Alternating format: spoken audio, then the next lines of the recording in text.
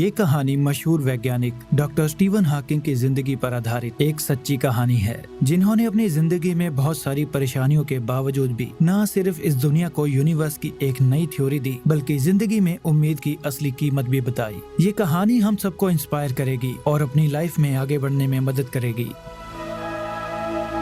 1963 की बात है। कैम्ब्रिज यूनिवर्सिटी इंग्लैंड में दो पीएचडी के स्टूडेंट्स स्टीवन हॉकिंग और ब्रायन साइकिल रेस करके सीधा स्टूडेंट पार्टी में पहुंचते हैं, जहां स्टीवन को एक लड़की नजर आती है जिसका नाम जेन वाइल्ड होता है, जो दिखने में बहुत खूबसूरत और अट्रैक्टिव लग रही थी। स्टीवन उसे मन ही मन पसंद करने लगा था। फिर वो एक दूसरे को अपनी इंट्रोडक्शन देते हैं। स्टीवन एक कॉस्मोलॉजिस्ट है जो स्पेस और यूनिवर्स की पढ़ाई कर रहा है, जबकि जेन आर्ट्स की स्टूडेंट है जिसे इंग्लिश लिटरेचर पढ़ना अच्छा लगता है। वो दोनों वहाँ ढेर सारी बातें करते हैं। जेन काफी रिलीजियस थी, जिसे गॉड पर भरोसा था, लेकिन स्टीवन गॉड को नहीं मानता क्योंकि उसे साइंस की थ्योरीज पर भरोसा था। जेन भी स्टीवन को लाइक करने लगी थी और जाने से पहले वो उसे अपना फोन नंबर भी देती है। अगले दिन फिजिक्स के प्रोफेसर डेनिस कैमा अपने स्टूडेंट्स को 10 मुश्किल सवालों के जवाब ढूंढने के लिए कहते हैं, जो एक से बढ़कर एक मुश्किल सवाल थे, और ज्यादा से ज्यादा क्वेश्चन सॉल्व करके अपनी आंसर शीट अगले शुक्रवार तक सबमिट करने के लिए कहते हैं। इसके बाद स्टीवन एक बार में जेन को अपने दोस्तों के साथ देखता है। वो उसे संडे को गेम खेलने के लिए बुलाता है, पर जेन संडे को चर्च में जाती है तो वो मना कर देती है। फ्राइडे आ जाता है और आज प्रोफेसर स्कैमा उनसे वो 10 सवालों के जवाब मांगने वाले हैं, लेकिन स्टीवन सोया हुआ था और उसने पूरा हफ्ता क्वेश्चन पेपर खोलकर भी नहीं देखा था। ब्रायन को उससे ऐसी लापरवाही की उम्मीद नहीं थी, क्योंकि एडमिशन से पहले स्टीवन अपने करियर को लेकर काफी सीरियस था। फिर स्टीवन वो क्वेश्चन पेपर खोलता है, पर कॉफी गिरने के कारण आंसर शीट खराब हो जाती है, तो वो ट्रेन के टाइम टेबल पर अपने आंसर्स लिख कर ले जाता है। और जब अपने आंसर्स प्रोफेसर स्कैमा को दिखाता है तो प्रोफेसर हैरान हो जाते हैं, क्योंकि उसने अपनी पहली अटेम्प्ट में ही 9 सवालों के जवाब ढूंढ निकाले थे, जबकि बाकी स्टूडेंट्स कुछ खास नहीं कर पाए थे। प्रोफेसर समझ जाते हैं कि स्टीवन एक जीनियस है। फिर प्रोफेसर उससे पूछते हैं कि वो आगे क्या करना चाहता है, लेकिन स्टीवन को कोई आइडिया नहीं था कि उसका इंटरेस्ट किस टॉपिक में है। तो प्रोफेसर उसे अगले हफ्ते अपने साथ एक जीनियस मैथमेटिशियन रोजर पेनरोज का लेक्चर अटेंड करने के लिए बुलाते हैं और स्टीवन वहाँ चलने के लिए मान जाता है। जेन संडे को चर्च जाती थी, तो उससे मिलने के लिए स्टीवन चर्च के बाहर उसकी वेट करता है। फिर वो उसे लंच के लिए अपने घर ले जाता है, जहाँ वो जेन को अपनी फैमिली से मिलाता है। स्टीवन की फैमिली को जेन बहुत अच्छी लगती है। वो बातों बातों में जेन को कैम्ब्रिज यूनिवर्सिटी की मेबॉल पार्टी में अपने साथ चलने के लिए पूछता है और जेन मान जाती है। मेबॉल पार्टी की रात वो दोनों तैयार होकर पार्टी में जाते हैं। पार्टी में वो दोनों ढेर सारी बातें करते हैं और खूब एंजॉय करते हैं। उन दोनों का रिश्ता खास बन चुका था, क्योंकि उन्हें एक दूसरे से प्यार हो गया था। फिर अगले हफ्ते स्टीवन प्रोफेसर के साथ लेक्चर के लिए निकलता है, लेकिन रास्ते में उसकी तबीयत कुछ बिगड़ने लगती है, पर वो उसे इग्नोर कर देता है। पेनरोज अपने लेक्चर में बताते हैं कि जब ब्रह्मांड में एक सितारा खत्म होता है तो धीरे धीरे वो छोटा होने लगता है, और एक समय ऐसा आता है जब वो सितारा स्पेस में मौजूद दबाव की वजह से ब्लैक होल में कन्वर्ट हो जाता है, और आखिर में स्पेस और टाइम दोनों रुक जाते हैं। उनकी बातों का स्टीवन पर गहरा असर पड़ता है, जो इसी थ्योरी के बारे में सोच रहा था। वो कहता है कि आइंस्टाइन ने जनरल रिलेटिविटी थ्योरी में कहा था कि ये ब्रह्मांड फैल रहा है, और अगर हम टाइम को रिवाइंड करें तो ब्रह्मांड छोटा होने लगेगा और एक ब्लैक होल में कन्वर्ट हो जाएगा। इसका मतलब कि ये ब्रह्मांड ब्लैक होल के फटने से पैदा हुआ है, जो धीरे धीरे फैलता जा रहा है। प्रोफेसर को उसकी ये बात बहुत अच्छी लगती है। वो उसे मैथ्स को डेवलप करके ये बात प्रूव करने के लिए कहते हैं। अब स्टीवन को अपनी रिसर्च के लिए एक बढ़िया टॉपिक मिल चुका था, और वो इसी टॉपिक पर अपनी रिसर्च शुरू करने का फैसला करता है। वो मैथ्स के फॉर्मूलाज को डेवलप करके अपनी बात को प्रूव करने में लग जाता है, लेकिन किस्मत को तो शायद कुछ और ही मंजूर था। स्टीवन को एक बीमारी का अटैक आ जाता है और उसे कमजोरी महसूस होने लगती है। वो अपने घर जाने लगता है, लेकिन रास्ते में वो बेहोश होकर गिर जाता है। फिर हॉस्पिटल में डॉक्टर उसका चेकअप करता है और बाद में बताता है कि उसे मोटर न्यूरॉन डिसीज नाम की बीमारी है, जिसकी वजह से उसका दिमाग बॉडी के मसल्स को कंट्रोल नहीं कर पा रहा है और उसके मसल्स धीरे धीरे खत्म होते जा रहे हैं। इस बीमारी की वजह से वो अपने काम ठीक से कर नहीं पाएगा, जैसे कि चलना, बोलना, खाना खाना और सांस लेना भी। पर इस बीमारी का उसके दिमाग पर कोई असर नहीं पड़ेगा, यानी कि उसका दिमाग वैसे ही सोच सकता है जैसा कि वो अब सोच रहा है, लेकिन वो बोलकर अपनी बात किसी से कह नहीं पाएगा। वो कहता है कि धीरे धीरे तुम कमजोर, बहुत ज्यादा कमजोर हो जाओगे और अब तुम्हारे पास सिर्फ 2 साल ही बचे हैं। अपनी बीमारी का पता चलने के बाद स्टीवन सबसे अलग रहने लगा था, तो ब्रायन उससे मिलने आता है और स्टीवन उसे अपनी बीमारी के बारे में सब बता देता है, जिससे ब्रायन दुखी हो जाता है। स्टीवन जेन से भी नहीं मिल रहा था और ना ही वो जेन का फोन उठा रहा था, तो जेन थोड़ा परेशान हो जाती है। फिर ब्रायन जेन को स्टीवन की बीमारी के बारे में सब बता देता है। जब जेन उसके कमरे में जाती है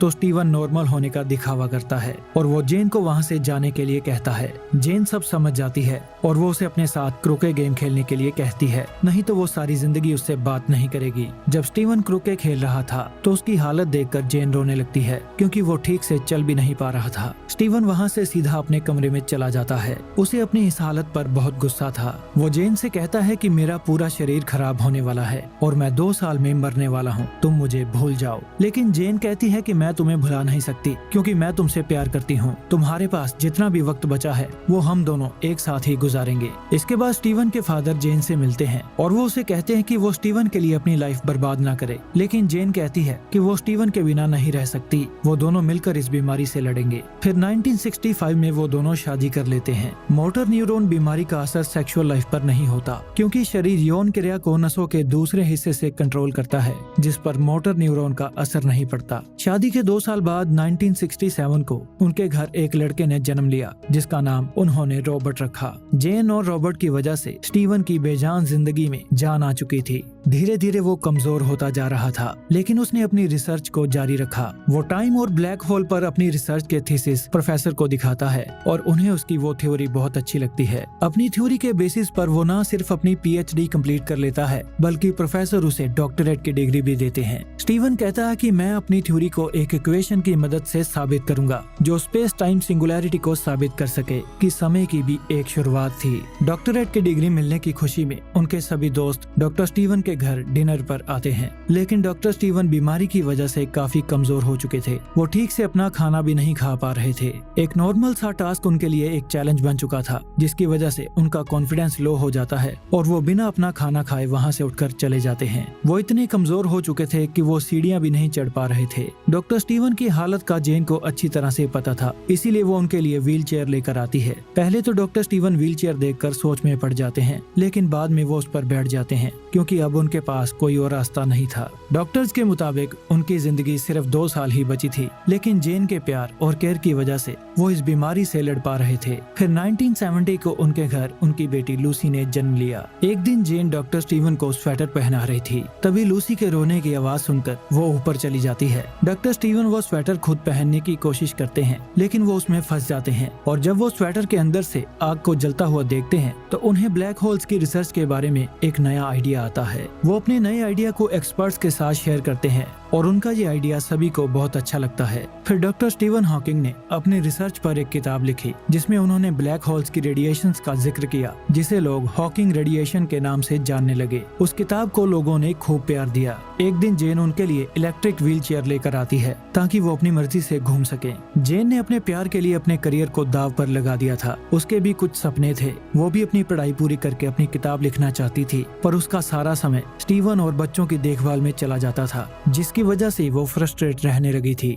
जेन की माँ उसकी फ्रस्ट्रेशन को समझ जाती है और उसे चर्च ज्वाइन करने के लिए कहती है। फिर चर्च में जेन की मुलाकात म्यूजिक टीचर जोनाथन के साथ होती है। जेन अपने बेटे रॉबर्ट को पियानो सिखाने के लिए जोनाथन को अपने घर बुला लेती है। फिर डिनर के टाइम डॉक्टर स्टीवन बताते हैं कि वो अपने नए प्रोजेक्ट पर काम कर रहे हैं, जो उनकी नई थ्योरी पर बेस्ड है। जोनाथन भी अपने बारे में बताता है कि उसकी पत्नी 1 साल पहले मर चुकी है और अब वो बिल्कुल अकेला है। जाने से पहले जोनाथन उनसे कहता है कि अगर वो उनके किसी काम आ सके तो उसे बहुत खुशी होगी, क्योंकि उसकी भी कोई फैमिली नहीं है। उस रात डॉक्टर स्टीवन जेन से कहते हैं कि मैं समझ सकता हूँ कि तुम्हें मदद की जरूरत है। तुम जोनाथन से किसी भी तरह की मदद ले सकती हो, क्योंकि जेन डॉक्टर स्टीवन के लिए अपनी लाइफ को सेक्रीफाइस कर रही थी और डॉक्टर स्टीवन एक नॉर्मल इंसान की तरह जेन की सभी जरूरतों को पूरा नहीं कर पा रहे थे। डॉक्टर स्टीवन सेल्फिश नहीं थे जो सिर्फ अपने बारे में सोचते, इसीलिए उन्होंने जेन को जोनाथन से मदद मांगने के लिए कहा था। जोनाथन उनकी फैमिली की मदद के लिए आ जाता है। वो स्टीवन और जेन दोनों का ध्यान रखने लगा था। वो घर के हर छोटे बड़े काम में उनकी मदद करने लगा था और उनके परिवार का हिस्सा बन चुका था। फिर 1979 को उनके तीसरे बच्चे का जन्म होता है और उसकी सेलिब्रेशन पार्टी में डॉक्टर स्टीवन की माँ जेन से तीसरे बच्चे के बाप के बारे में पूछती है, क्योंकि उन्हें लगता है कि वो बच्चा स्टीवन का नहीं बल्कि जोनाथन का है। लेकिन जेन उनसे साफ साफ कह देती है कि ये बच्चा स्टीवन का है। ये बात जोनाथन सुन लेता है और वो वहाँ से चला जाता है। जेन उसे रोकने की कोशिश करती है, लेकिन जोनाथन जेन से कहता है कि उसका यहाँ से चले जाना ही ठीक रहेगा, क्योंकि वो उसे चाहने लगा है। जेन भी एडमिट करती है कि वो भी उसे चाहती है। इतना सुनने के बाद जोनाथन वहाँ से चला जाता है, क्योंकि वो जेन को किसी नई मुसीबत में नहीं फंसाना चाहता था। फिर एक ओपेरा प्रोग्राम में डॉक्टर स्टीवन को इनवाइट किया जाता है, जो उनके घर से काफी दूर था, लेकिन जेन इतनी दूर जाने से मना कर देती है। तो डॉक्टर स्टीवन जोनाथन से मदद मांगने के लिए चर्च चले जाते हैं और जोनाथन उनकी हेल्प करने के लिए मान जाता है। फिर डॉक्टर स्टीवन अपनी फ्लाइट से वहाँ चले जाते हैं और जेन जोनाथन के साथ गाड़ी में वहाँ चली जाती है। इस दौरान जेन और जोनाथन का रिश्ता और भी गहरा होने लगा था। प्रोग्राम के दौरान डॉक्टर स्टीवन की तबीयत बहुत खराब हो जाती है। फिर हॉस्पिटल में डॉक्टर जेन को बताता है कि निमोनिया होने की वजह से डॉक्टर स्टीवन की कंडीशन सीरियस हो चुकी है और पता नहीं वो कब तक जिएंगे। उनके गले के मसल्स बहुत कमजोर हो चुके हैं और उन्हें बचाने के लिए उनके गले को बाईपास करना होगा, पर ऑपरेशन के बाद वो कुछ भी बोल नहीं पाएंगे। जेन ऑपरेशन के लिए मान जाती है, क्योंकि वो किसी भी कीमत पर डॉक्टर स्टीवन को जिंदा देखना चाहती थी। फिर सर्जन्स डॉक्टर स्टीवन का ऑपरेशन करके उनके गले में पाइप लगा देते हैं, जिससे उन्हें खाना खिलाया जा सके, लेकिन डॉक्टर स्टीवन कुछ भी बोल नहीं सकते थे। तो जेन एक स्पेलिंग बोर्ड लेकर आती है ताकि डॉक्टर स्टीवन अपनी बात उसे समझा सकें। डॉक्टर स्टीवन उसे कुछ कहने की कोशिश करते हैं, लेकिन जेन कुछ भी समझ नहीं पाती और उन दोनों का हौसला जवाब देने लगता है। तो जेन एक नर्स एलिन को लेकर आती है, जो इस काम में एक्सपर्ट थी। एलिन के आने के बाद डॉक्टर स्टीवन में नई जान आ गई थी। वो उसे अपनी बात समझाने में कामयाब हो जाते हैं। एलिन भी उनसे मिलकर काफी एक्साइटेड थी, क्योंकि उसने आज से पहले इतना इंटेलिजेंट आदमी नहीं देखा था। फिर वो डॉक्टर स्टीवन के लिए एक नया कंप्यूटर तैयार करवाते हैं,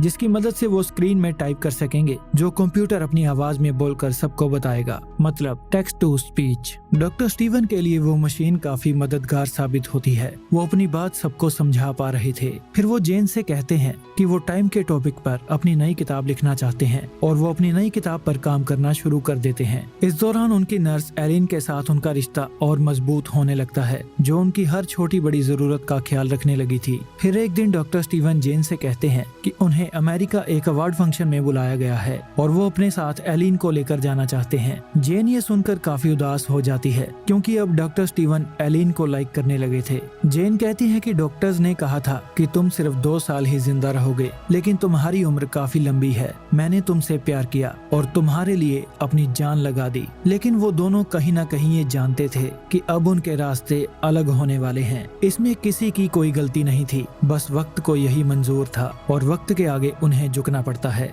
फिर जेन और डॉक्टर स्टीवन दोनों अलग रहने लगे थे। इसके बाद जेन चर्च जाकर जोनाथन से मिलती है और उसके साथ रहने लगती है। डॉक्टर स्टीवन ने अपनी किताब a brief history of time publish कर दी थी, जो साइंस की बेस्ट सेलर बुक बनी और आगे चलकर इस किताब ने वर्ल्ड रिकॉर्ड भी बनाया। इस किताब की वजह से डॉक्टर स्टीवन हॉकिंग की बिग बैंग थ्योरी और ब्लैक होल थ्योरी सारी दुनिया में मशहूर हो गई थी। अपनी बुक की सक्सेस के बाद वो एक मीटिंग हॉल में पहुंचते हैं, जहां प्रोफेसर डेनिस कैमा उनका स्वागत करते हैं। वो अपने लेक्चर में कहते हैं कि हमारे यूनिवर्स में मिलियन बिलियन स्टार्स और प्लैनेट्स हैं। हमारा यूनिवर्स इतना बड़ा है कि इसकी कोई सीमा नहीं है और इस यूनिवर्स के छोटे से प्लैनेट अर्थ पर मौजूद इंसान की कोशिशों की भी कोई सीमा नहीं है। हमारी जिंदगी में चाहे जितने मर्जी दुख और परेशानियां आ जाएं, पर किसी न किसी दिशा में कोई ना कोई काम में हमें कामयाबी जरूर मिलेगी। बस हमें उम्मीद नहीं छोड़नी चाहिए। उनकी ये स्पीच सबको इंस्पायर करती है। फिर लंदन में क्वीन एलिजाबेथ II उनकी अचीवमेंट्स के लिए उन्हें कंपेनियन ऑफ ऑनर के अवार्ड के लिए इनवाइट करती है।